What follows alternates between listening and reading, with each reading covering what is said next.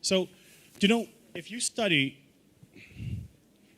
if you study people who are at the pinnacle of anything, you recognize that to get there, motivation was maybe 1% of the formula. Maybe.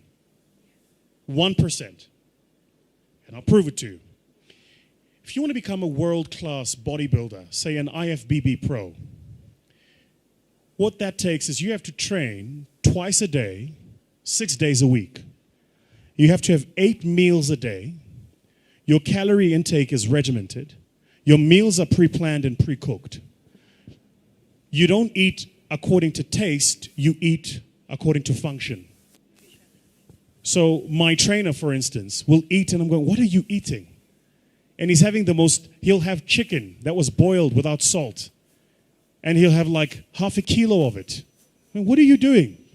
He says, I'm taking in protein. He doesn't say I'm eating. He says, I'm taking in protein. For him, it's functional. It's not taste-based. Then, you will probably have to train for a minimum, and this is if you are a genetic phenom, you'd have to train for a minimum of 10 years before you could get on a stage and compete at an average level with an average global bodybuilder. Average. Okay. So why am I telling you this?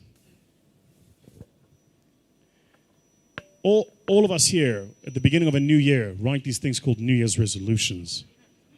And then New Year's resolutions, number 1, make more money. Yeah?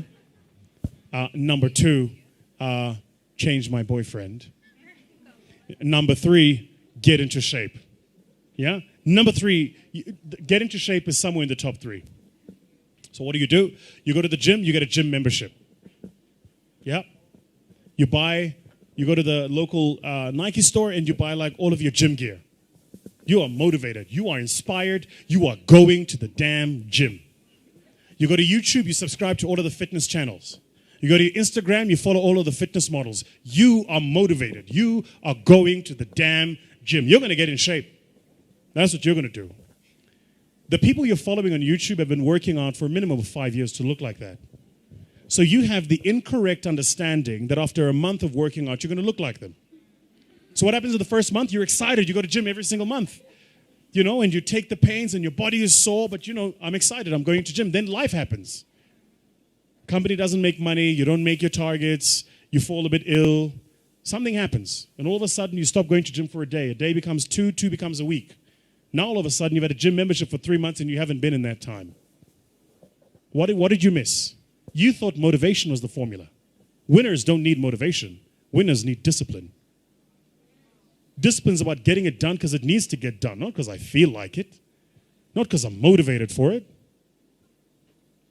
You think Nelson Mandela was motivated to spend 27 years in prison? You think Martin Luther King was motivated to march across the states and proclaim freedom? You think, if you look at people that change the world, they're not doing it because they're motivated. They're doing it because they made a commitment to do it and they disciplined to see it through. Discipline is far more important than motivation, which is why you've got to be careful the decisions you make. Because once you make the decision, you have to see that decision through. Like my mentor says, first we make the decisions, then the decisions make us. So you've got to be very careful the decisions you make. Be very careful the commitments you make. Motivation, I'm telling you now, is completely overrated. It's important, don't get me wrong. We meet according to motivation, we feel good, rah-rah, but that'll fade. You need a stronger will and a deeper commitment to see things through.